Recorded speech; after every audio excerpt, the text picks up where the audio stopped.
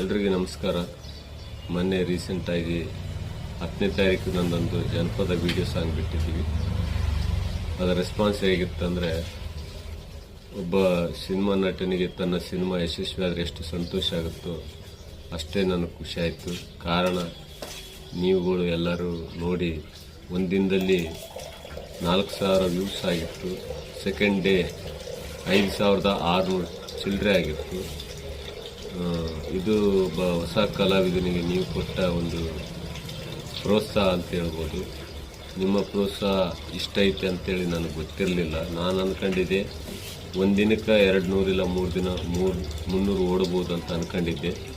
ಆದರೆ ನನ್ನ ನಿರೀಕ್ಷೆ ಮೀರಿ ಸುಮಾರು 100 ಪಟ್ಟು ಹೆಚ್ಚಿಗೆ ಮಾಡಿ ನೀವೆಲ್ಲ ವೀಕ್ಷಣೆ ಮಾಡಿರಿ. ನಿಮಗೆ ಯಾವತ್ತಿಗೂ ನಾನು ಚಿರಋಣಿಯಾಗಿರ್ತೀನಿ. ಆಮೇಲೆ ಕೆಲವರಿಗೆ ಸ್ಟೇಟಸ್ ಹಾಕಕ್ಕೆ ಹೇಳಿದ್ದೆ, ಹಾಕಿದ್ರು. ಕೆಲವರು ಹೇಳ್ದೇನೆ ಹಾಕಿದ್ದಾರೆ. ಅವರಿಗಂತರೂ ನಾನು ಏನು ಹೇಳ್ಬೇಕಂತ ಗೊತ್ತಾಗ್ತಲ್ಲ. ನಾನು ಅವರಿಗೂ ಕೂಡ ಹೃದಯಪೂರ್ವಕ ಅಭಿನಂದನೆ ಹೇಳ್ತೀನಿ.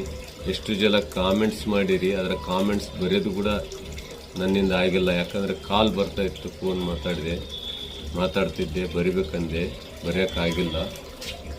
ಆದ ಕಾರಣ ಇನ್ನೇನಪ್ಪ ಅಂತಂದರೆ, ನಾನು ನಿಮಗೆಲ್ಲ ಭಾಳ ಚಿರಋಣಿ ಆಗ್ತೀನಿ.